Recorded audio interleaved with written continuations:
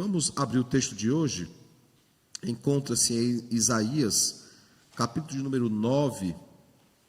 Nós leremos os versículos 6 e 7, tá? Mas faremos menção a partir do 1 ao 7, quando houver a exposição, nós falaremos de outros versos também desse texto. Versículos 6 e 7 do capítulo 9 de Isaías, diz o seguinte: porque um menino nos nasceu, um filho se nos deu, o governo está sobre os seus ombros, e o seu nome será Maravilhoso Conselheiro, Deus Forte, Pai da Eternidade, Príncipe da Paz. Para que se aumente o seu governo e venha paz sem fim sobre o trono de Davi e sobre o seu reino, para o estabelecer e o firmar, mediante o juízo e a justiça, desde agora e para sempre. O zelo do Senhor dos Exércitos fará isto. Oremos ao Senhor.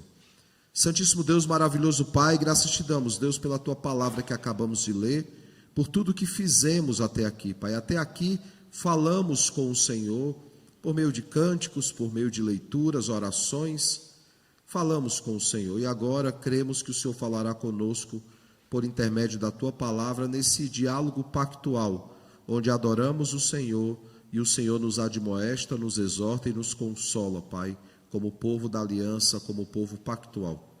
Pedimos que o doce e o Santo Espírito ilumine as nossas mentes. Pedimos que Cristo, profeta da igreja, aquele que nos santifica e nos prepara para o dia glorioso, ele venha mais uma vez, Senhor, tratar conosco. Ele venha, Pai, nos admoestar. Ele venha, Pai, nos confrontar, nos exortar, mas também, Pai, nos consolar, Senhor. Que a mensagem do Natal, do nascimento de Cristo, não seja uma data comemorada uma vez por ano, mas que todos os dias, Pai, ao lembrarmos da obra de Cristo, nós nos lembremos que Cristo, Ele encarnou, Ele nasceu, Ele viveu entre nós, Ele morreu pelos nossos pecados, Ele ressuscitou, Ele está à tua direita, ó Pai, de onde voltará para nos buscar e reinar conosco eternamente, Pai. Essa é a nossa oração, em nome de Jesus. Amém.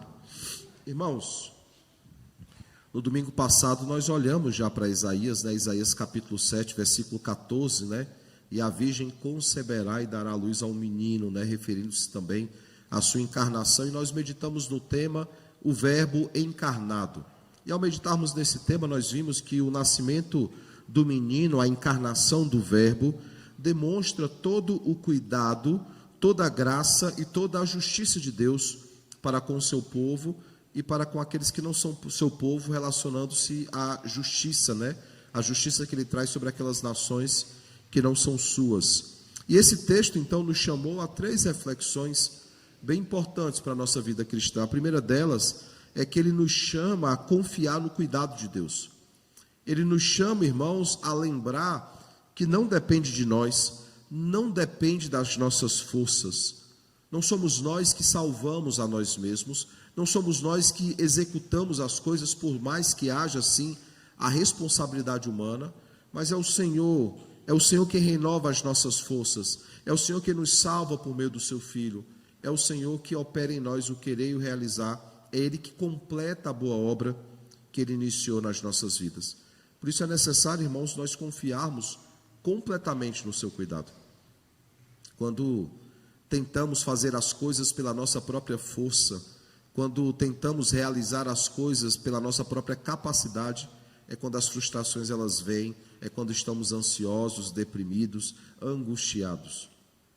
Lembrem que foi exatamente esse o sentimento de Acais, e nós veremos no texto de hoje um pouco mais sobre esse sentimento de angústia, achando que pode resolver sozinho as coisas, quando o Senhor, Ele cuida do seu povo, e nós precisamos confiar na sua poderosa mão que conduz todas as coisas e faz tudo para a sua glória. Segundo, nós aprendemos que é necessário que descansemos na sua graça. O texto nos chama a isso, lembrando sempre, irmãos, que independentemente de nós, independentemente das nossas obras, Ele nos prometeu libertação e perdão, Ele nos prometeu a vida eterna.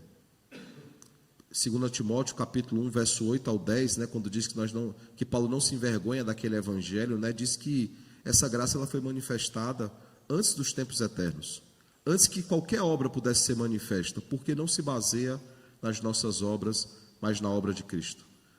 Por último, em terceiro lugar, nós precisamos, irmãos, nos alegrar na sua justiça, pois o justo que se entregou pelos injustos, ele fez isso para que fôssemos declarados justos e não tivéssemos sobre nós nenhuma condenação. A palavra justificados, a tradução mais fácil de entender dela é declarados justos. Não é porque nós somos inocentes, não há inocência alguma em nós, nós merecíamos a condenação, mas por causa daquilo que Cristo fez no nosso lugar, porque Ele pegou o escrito de dívida que estava sobre nós e arrancou de sobre nós e encravou no madeiro. É por isso que temos a certeza que fomos declarados justos. É por isso que temos a certeza que temos paz com Deus. É por isso que temos a certeza, irmãos, que não há nenhuma condenação para aqueles que estão em Cristo Jesus. A pergunta que ficou então para a nossa reflexão foi: nós confiamos na promessa, nessa promessa que nos foi feita? Bem, hoje nós olharemos mais uma vez para mais um texto do primeiro advento, da primeira vinda, a encarnação de Cristo. Mais uma vez, próximo domingo, olharemos para um último texto, o texto de Miqueias, e aí finalmente olharemos para textos da segunda vinda de Cristo e depois da sua consumação. O texto de hoje, irmãos, eu não li ele todo, porque ele é um texto que nós já meditamos nele em um outro momento. De fato, Isaías capítulo 9, ele é um texto muito lembrado na época de Natal, principalmente esses 2 versos que nós lemos essa manhã. Em 2023, no meu primeiro ano aqui, quando nós tivemos a nossa primeira série sobre o Natal, nós olhamos para esse texto. Nós vimos, quando olhamos para esse texto, que ele é uma das profecias que se cumprem em Mateus, especificamente ali no capítulo 4, verso 12 ao verso 17, Mateus ele cita essa profecia para comprovar, dentre outras que ele cita, ele é o autor que mais cita as profecias do Antigo Testamento, por volta de 55 versículos citados por ele, e ele cita algo que é bem importante, que depois repercutirá no Evangelho de João. Ele cita a profecia sobre aquele que viria trazer luz ao mundo que estava em trevas. Não é à toa, irmãos, que foi cunhada a expressão latina, post tenebras lux, das trevas à luz. É interessante que essa expressão, essa expressão latina usada, ela foi muito propagada na Reforma, especificamente na cidade de Genebra, na Genebra de João Calvino. Era uma frase muito usada, e das trevas, ou após as trevas, veio a luz. Tanto que, se você olhar a imagem do muro dos reformadores, você verá que é a expressão que está escrita naquele monumento. O fato, irmãos, é que essa é uma das promessas, uma das profecias mais aguardadas, como nós veremos em João. Ainda falando desse sermão de 2023, nós tiramos 3 lições do sermão de 2023, que eu creio que é importante que nós falemos a respeito dela, para que nós entendamos mais ou menos o que está sendo falado no texto de hoje. Ao olharmos para essa profecia, ao olharmos para o corpo de Cristo, para a igreja de Cristo, nós percebemos que há 3 promessas: a do fim da cegueira espiritual, porque ele se refere àqueles que andavam em trevas e viram maravilhosa luz; em relação ao fim da aflição, do jugo que estava sobre nós, um jugo de condenação, porque o texto fala sobre isso, e sobre o final da guerra, a guerra ser cessada, aquele afastamento que nós tínhamos de Deus, ele cessaria com Cristo. Vejam que foi 3 lições aplicadas à igreja de Cristo, por meio da obra de Cristo, como essa igreja ela é alcançada por essa obra. Hoje eu gostaria de falar especificamente sobre Cristo, sobre qual é a obra de Cristo, não apenas o que ele fez por nós. Olhando especificamente, irmãos, para o texto dessa manhã, o capítulo 9, nós vemos que ele é uma continuação direta da porção anterior desse texto, do versículo de número 11, do capítulo 8, até o versículo de número 22. Veja como é que conclui o versículo 22 do capítulo 8. Olharão para a terra, e eis aí angústia, escuridão e sombras de ansiedade, e serão lançados para densas trevas. Aí o verso 1 começa desse jeito: mas para a terra que estava aflita, ou seja, referindo-se à angústia, do verso 22, não continuará a obscuridade. Esses que foram lançados para as trevas, eles não continuarão em trevas. Deus, nos primeiros tempos, tornou desprezível a terra de Zebulon e a terra de Naftali, mas dos últimos tornará glorioso o caminho do mar, além do Jordão, Galileia dos gentios.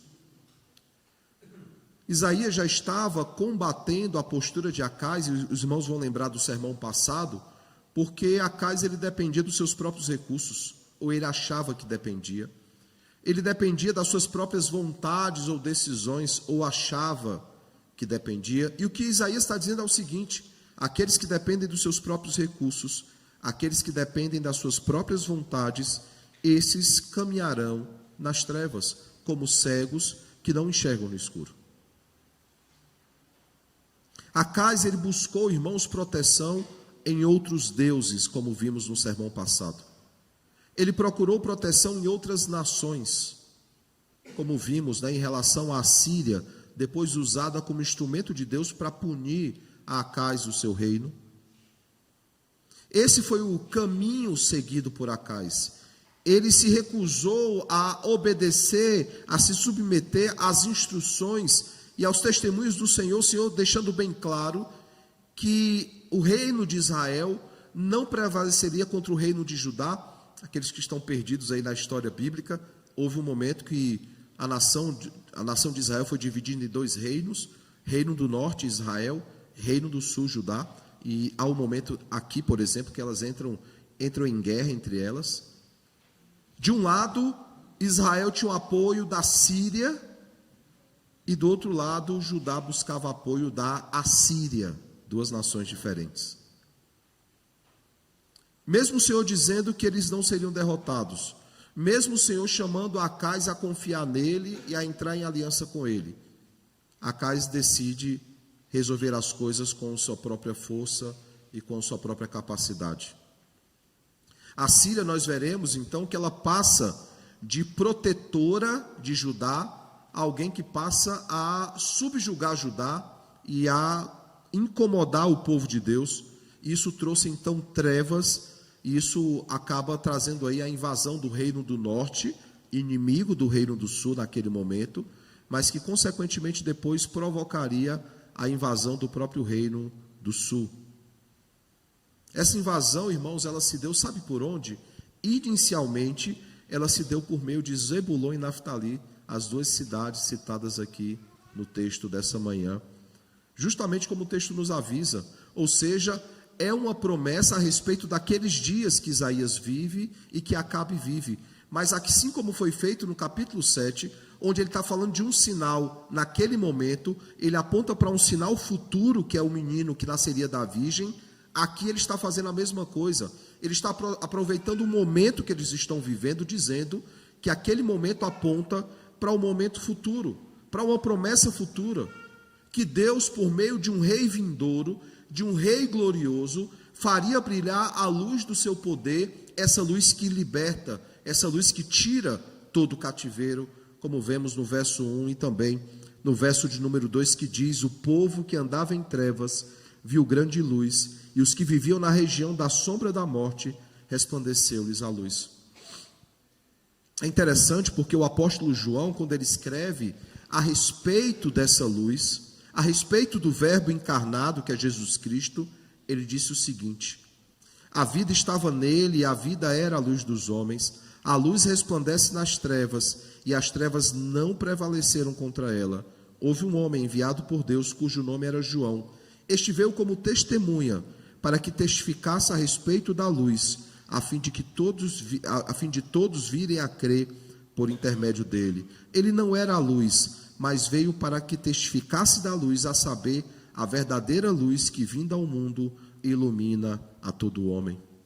Aqueles que lembram, essa é a introdução do Evangelho de João, o versículo 4 ao versículo 9, o versículo 1 ao versículo 3, e os versículos posteriores ao 9 até o 14, estão falando daquele que é o verbo encarnado, e o verbo estava com Deus, e o verbo era Deus, e o verbo se fez carne, e habitou no meio de nós.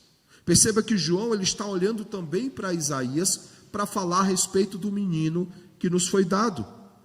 É por meio dessa luz do mundo, é por meio desse menino que nos foi dado, que as promessas de Isaías, capítulo de número 9, elas se cumprem. E um outro detalhe importante, irmãos, é perceber os verbos que são usados por Isaías no texto de hoje, no capítulo 9, porque todos eles estão no passado, mesmo que se tratando de uma profecia futura. É interessante, irmãos, porque isso acontece. O mesmo acontece, por exemplo, em Efésios, capítulo 2, verso 4 ao verso de número 6, quando diz que Deus, sendo rico em misericórdia, com grande amor com que nos amou, estando nós mortos em nossos delitos e pecados, Ele nos deu vida, e Ele nos ressuscitou, e Ele nos fez assentar nas regiões celestiais em Cristo Jesus. Ou Romanos 8,30, que diz que Deus, Ele não apenas nos elegeu de antemão, Ele não apenas nos predestinou, nos salvou, mas Ele nos glorificou. É óbvio, irmãos, que esses verbos que apontam para um passado falam a respeito de um futuro que ainda não aconteceu. Nenhum de nós foi ainda ressuscitado no último dia. Nenhum de nós ainda está assentado nas regiões celestiais. Nenhum de nós foi glorificado. Por que Paulo, ao registrar então essas promessas, ele o faz no passado, referindo-se ao futuro? A ideia do já e do ainda não. Mas acima de tudo, irmãos, são promessas que são certas. São promessas que já se cumpriram na eternidade, mas que ainda se desenrolam na história. Essa é a promessa certa. É uma promessa que não volta. Por quê? Porque aquele que prometeu não apenas é fiel para cumprir, ele tem um controle da história, ele conhece a história, ele conhece inclusive o final da história. Ele sabe as coisas que se cumpririam. Elas já se cumpriram, por mais que ainda estejam se cumprindo. De forma, irmãos, que as trevas e a sombra da morte que nós temos aqui, no texto de Isaías, no verso 2, aponta sim para a invasão da Síria como instrumento de juízo de Deus, mas também aponta para aquela libertação que Deus daria ao seu povo, não apenas contra a Síria, mas acima de tudo contra o cativeiro do pecado. O verso 3 diz: tem multiplicado este povo, a alegria lhe aumentaste, alegram-se eles diante de ti, como se alegram na ceifa, ou como exultam quando repartem os despojos, né? Nós teríamos talvez outras analogias mais do nosso tempo, né? Mas para aqueles dias, esses eram os motivos de alegria, né? Esses eram os motivos de contentamento. Quando finalmente a terra dava o seu fruto, e eles tiravam daquela terra não apenas o seu alimento diário, mas a sua provisão, porque de lá eles fariam negócio e eles teriam seu sustento. Ou quando se referem à guerra, né? Para você ter despojos de guerra, você não apenas tem que sobreviver à guerra, você tem que ser a nação que venceu a guerra. E ele traz duas ilustrações muito propícias para aqueles daqueles dias. Ele continua no verso 14, e ele nos fala dessa alegria, né? Porque tu quebraste o jugo que pesava sobre eles, a vara que lhes feria os ombros e o cetro do seu opressor, como nos dias dos midianitas. Veja que ele aponta justamente para o fim do jugo. É claro, irmãos, que ele não está falando de uma profecia que se cumpriu apenas naqueles dias. Ele fala da obra gloriosa de Cristo. Verso de número 5, né, nós veremos finalmente o fim da guerra, né, cessada a guerra contra o nosso Deus. Ele fala: porque toda bota que anda o guerreiro, com que anda o guerreiro no tumulto da batalha, e toda veste revolvida em sangue serão queimadas, servirão de pasta ao fogo. Por que as roupas de guerra elas seriam queimadas e jogadas fora? Porque não haveria mais guerra. Porque não haveria mais motivos de estarmos alarmados, porque cessou a guerra.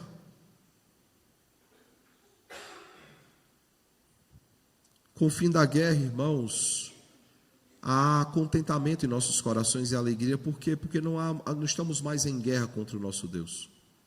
E talvez alguém pergunte: por que essas coisas aconteceram? O texto diz, e chegamos no versículo de hoje, né?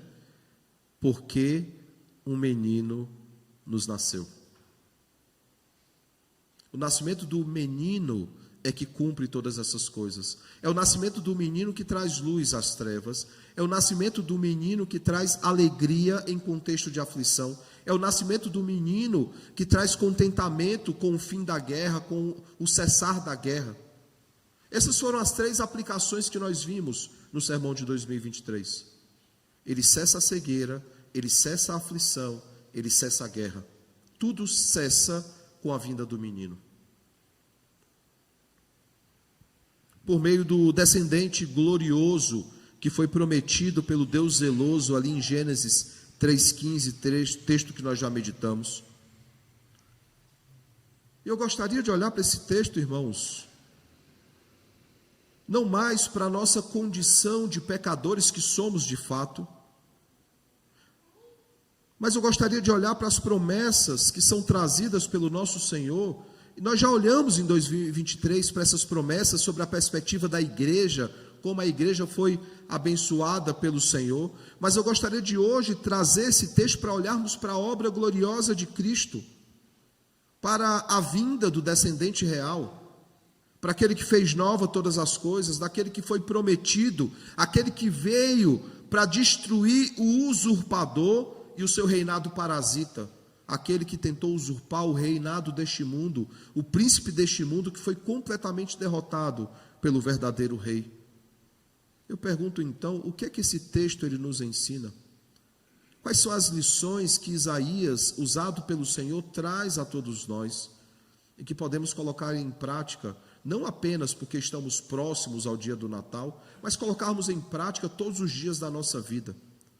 Esse texto, irmãos, ele fala sobre 3 coisas a respeito de Cristo. A primeira coisa que ele fala é sobre o seu nascimento. Versículo 6 diz o seguinte: porque um menino nos nasceu. Nós já falamos muito esse mês sobre a encarnação de Cristo. Falamos muito sobre a encarnação de Cristo no sermão passado, na promessa ali de que a virgem conceberia e daria à luz um filho. Mas é interessante perceber, irmãos, assim como João fez, que foi o que mais defendeu a encarnação de Cristo, como ele amarrou muito bem o texto de Isaías capítulo 7 e Isaías capítulo 9. Amarrou em que sentido? Porque é óbvio que o enfoque do capítulo 7 é o nascimento miraculoso de Cristo, ele nasceria de uma virgem. Aqui o foco é a luz que chega ao mundo. E ambos estão ligados pelo verbo encarnado, e João olha para esses 2 versículos, ele junta os 2 versículos, mostrando claramente que esse menino que nasceu da virgem não era apenas o verbo encarnado, mas era a verdadeira luz dos homens. Perceba que ele está o tempo todo, João, o último que escreve, dialogando com toda a Escritura. Por exemplo, quando ele diz, e o verbo se fez carne, e ele habitou no meio de nós, ou seja, ele fez tabernáculo no nosso meio. Ele está se referindo a Isaías capítulo 7, porque lá diz que o nome dele seria o quê? Emanuel, que quer dizer Deus conosco. O Deus que está conosco é aquele Deus que habita no nosso meio, é aquele Deus que fez tabernáculo no nosso meio, que fez morada no nosso meio. Ele é o Deus conosco. É importante perceber isso, irmãos. Nós temos falado e falado cada vez mais sobre o mistério da união, chamada união hipostática, que é as 2 naturezas de Cristo. Nós vimos que era necessário que o Filho de Deus ele tomasse para si uma natureza humana completa, verdadeira, sem deixar de ser plenamente Deus. Ele não deixa de ser Deus. Ele tem 2 naturezas verdadeiras. Essas naturezas elas não se misturam. Essas naturezas elas não se confundem. Essas naturezas elas não têm divisão. Ele é uma única pessoa e tem 2 naturezas dentro de si. Verdadeiro Deus e verdadeiro homem, 100% Deus e 100% homem. Ele nasceu, ele habitou no nosso meio. Por isso ele é chamado de Emanuel, Deus conosco. Ele assumiu a nossa dívida para satisfazer a justiça de Deus. E isso só aconteceu por causa do seu nascimento.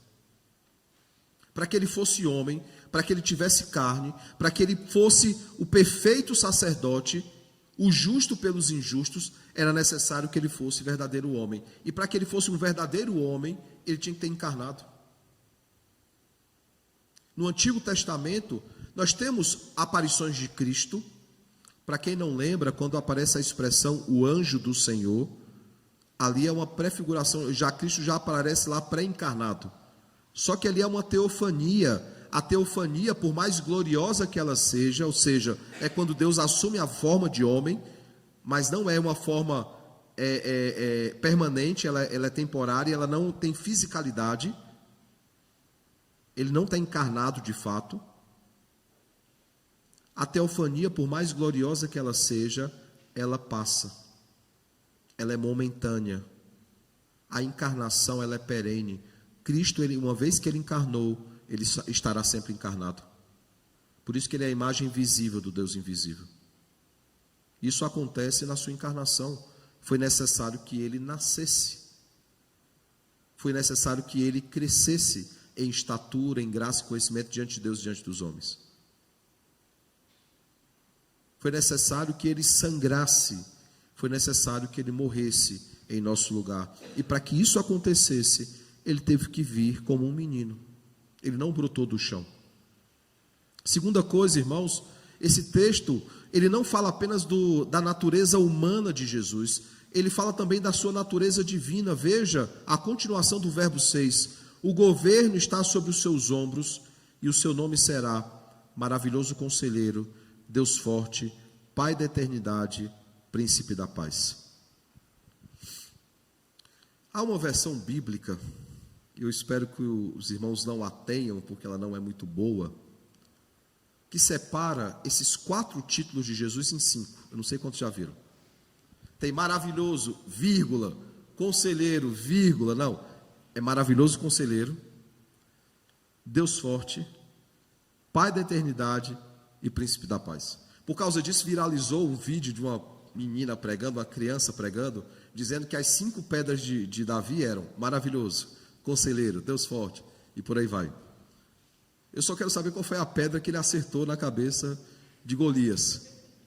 Qual desses títulos, né? Mas ele tem 4 títulos.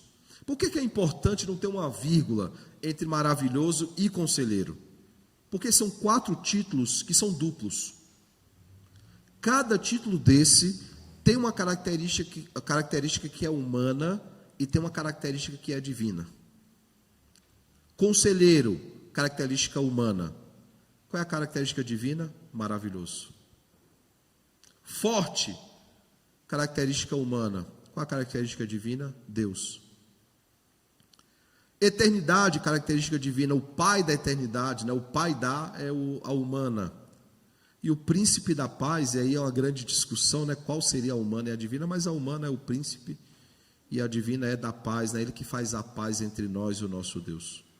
Veja, nós olhamos para esses títulos, né, em 2023, nós percebemos que o maravilhoso conselheiro, ele nos guia, o Deus forte, ele nos fortalece, o Pai da eternidade, ele nos salva, e o Príncipe da paz, ele nos reconcilia.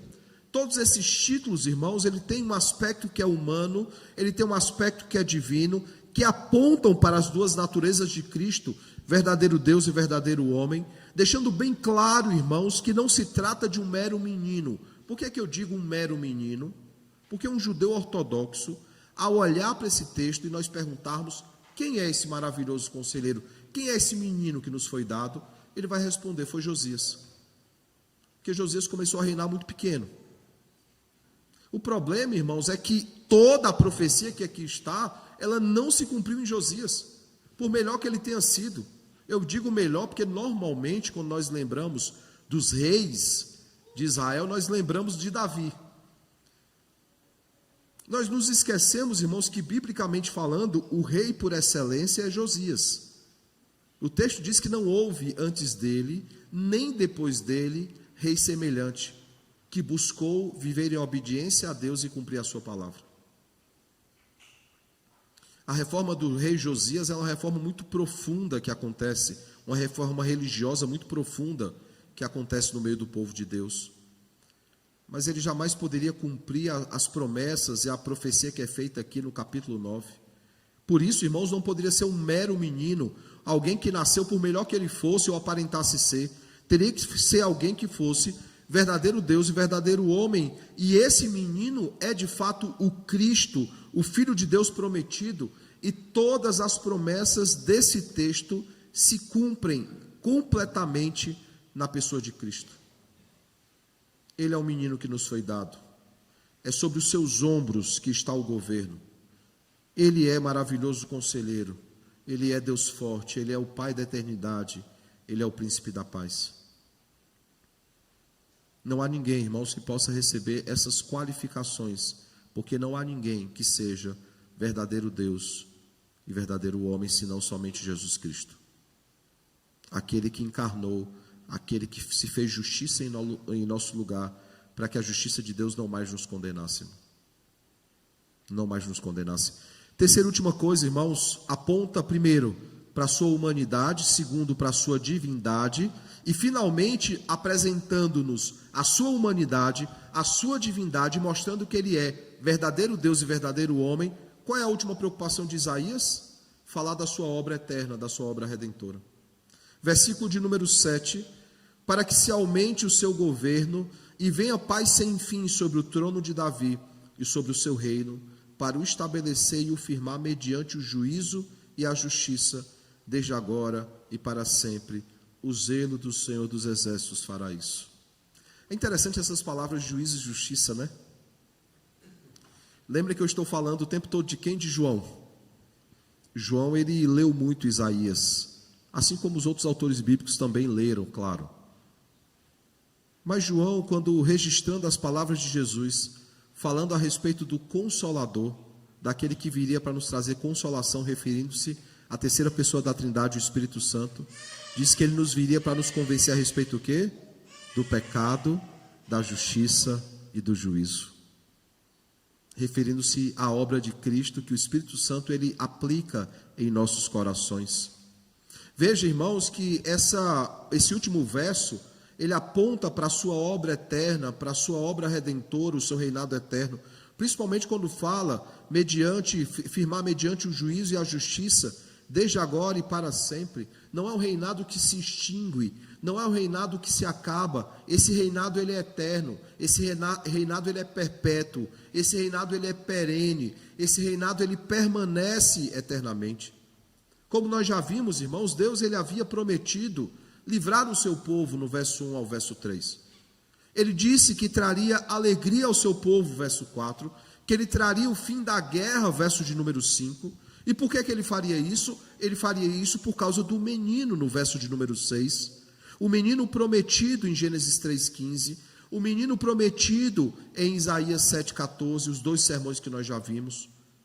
Por que ele faria isso? O verso 7 diz, porque Deus, ele é Deus zeloso, o zelo do Senhor dos Exércitos fará isso. Um reinado, irmãos, que é grandioso, um reinado que é glorioso, um reinado que é pacífico, um reinado que é estabelecido e firmado mediante juízo e justiça, e esse reinado ele será eterno, como vemos no verso de número 7. Perceba, irmãos, que todas as características desse reino apontam para os títulos que esse rei recebeu: maravilhoso conselheiro, Deus forte, Pai da eternidade, príncipe da paz.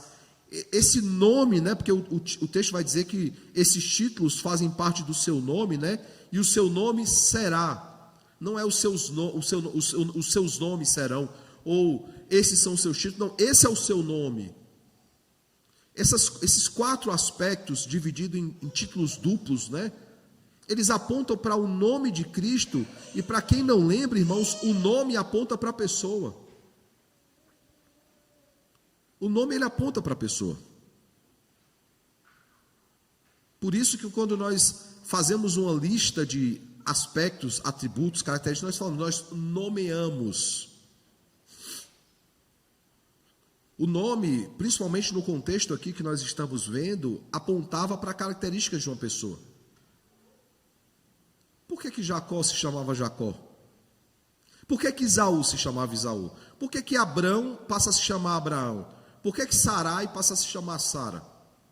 Por que Josué teve seu nome mudado? Muita gente não lembra disso. Anteriormente chamado Oséias e depois chamado Josué.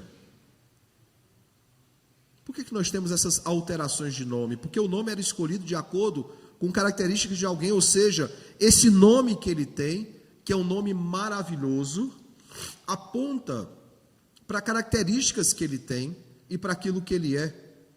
E todas essas características que estão dentro do seu nome, eles trazem características do reinado que está prometido nos versículos 6 e versículo 7. Em Isaías 9,3, irmãos, revela a nova situação do povo. Essa nova situação de livramento, de alegria, de contentamento, ela resulta da ação divina de livrá-los e de pôr fim à guerra, como nós vemos no verso 4 e verso 5. E essa condição é a nossa condição ao olharmos para o versículo 1 ao versículo de número 6, principalmente até o 5, que fala sobre as coisas que aconteceriam com o povo, que foi o que nós olhamos no sermão de 2023. Tudo isso acontece por causa da obra do menino, e tudo isso acontece nas nossas vidas. Não é só sobre Acais e o seu súdito naqueles tempos. É sobre todos nós que estávamos nas trevas, que vivíamos na obscuridade, que estávamos mortos em nossos delitos e pecados, que estávamos em guerra contra Deus. O versículo 1 ao versículo 5 fala de todos nós, e o versículo 6 ao versículo 7 fala da obra gloriosa de Cristo nas nossas vidas. Essa ação, irmãos, porém, em si mesma, tudo que acontece conosco é resultado do nascimento do menino, do nascimento do rei ideal, do rei glorioso e o rei prometido, como vimos hoje no Salmo 24, quem é o rei da glória? E é interessante porque diz lá que o Senhor que é poderoso em batalhas, que é o Senhor dos exércitos, aqui ele conclui dizendo, o zelo do Senhor dos exércitos fará isso. Essa obra gloriosa, irmãos, ela acontece com o nascimento de Cristo, e em Isaías capítulo 9, verso 7, nós temos a descrição do seu reinado eterno, do seu reinado glorioso. Esse é o resultado da obra gloriosa de Cristo, da sua obra eterna. Porque não adiantaria apenas ele ser verdadeiro Deus e verdadeiro homem, pronto. Não, ele se tornou verdadeiro homem, sendo verdadeiro Deus, para que a justiça de Deus ela nos alcançasse e fôssemos declarados justos e não houvesse mais condenação contra nós, para que os seus súditos, desse reino que foi preparado antes da fundação do mundo, como Jesus diz em Mateus 24, para que esses súditos pudessem ser livrados da condenação eterna, da pena eterna. Eu pergunto então, diante de tudo isso, quais são as aplicações que nós podemos tirar no texto de hoje? A primeira delas, irmãos, é que a obra de Cristo, ela selou a paz.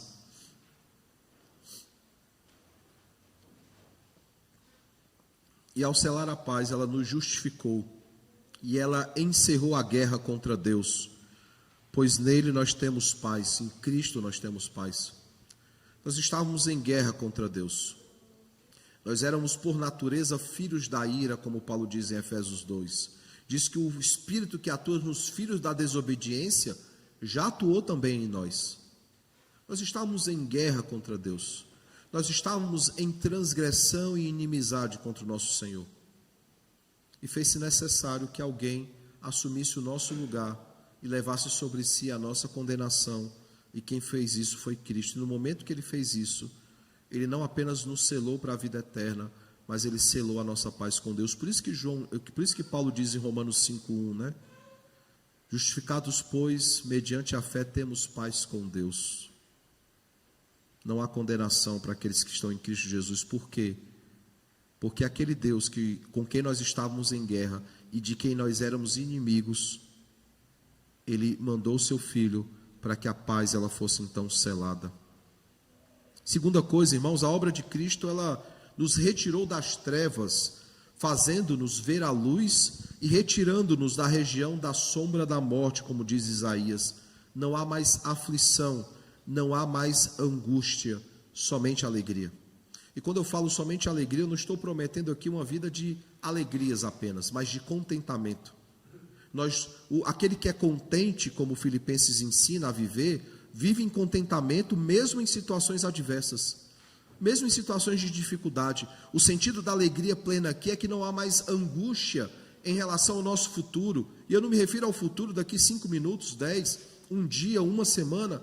Eu me refiro ao futuro glorioso. Não há preocupação para nenhum de nós, porque nós sabemos, quando os nossos dias se findarem nessa terra, quando os nossos olhos fecharem, quando não houver mais ar em nossos pulmões, o sangue circulando em nossas veias, quando o sangue parar de circular, o coração parar de bater, Nós sabemos exatamente para onde nós iremos. Não há angústia ou preocupação em nossos corações.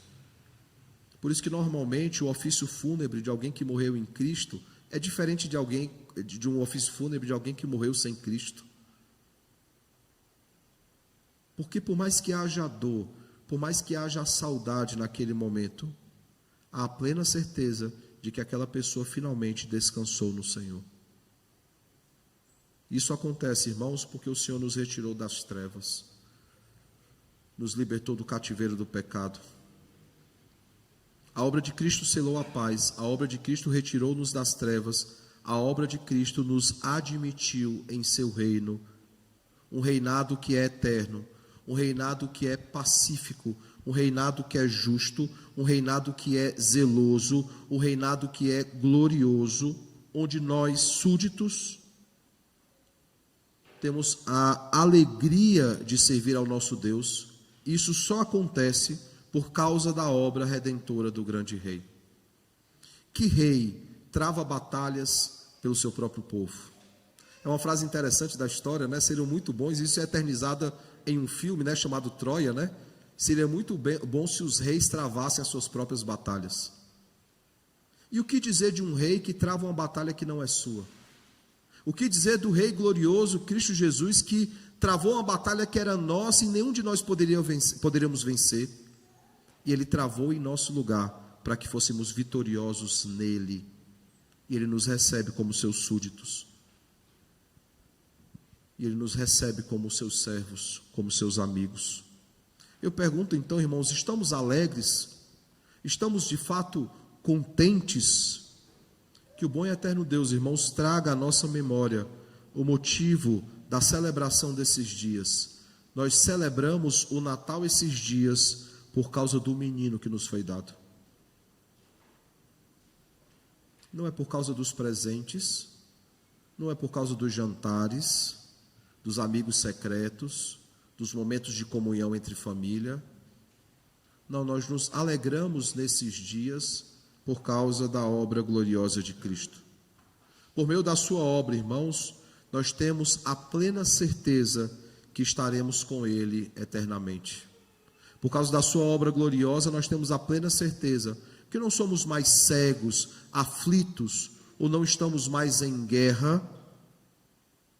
Tudo isso cessou por causa daquilo que Cristo fez na cruz do Calvário. Por isso, irmãos, o texto de hoje sobre o descendente real, sobre o verbo encarnado, é um chamado ao contentamento e à alegria. Alegremo-nos por tão grande salvação e por tão grande sacrifício. Que o bom e eterno Deus, irmãos, nos ajude a ter em nossos corações um verdadeiro contentamento e nos alegrar nele em todo o tempo, não apenas quando a cidade está iluminada, não apenas quando ela está enfeitada, que nós nos lembremos todos os dias do menino que nos foi dado, daquele que nasceu para morrer em nosso lugar, para que a morte fosse completamente destruída.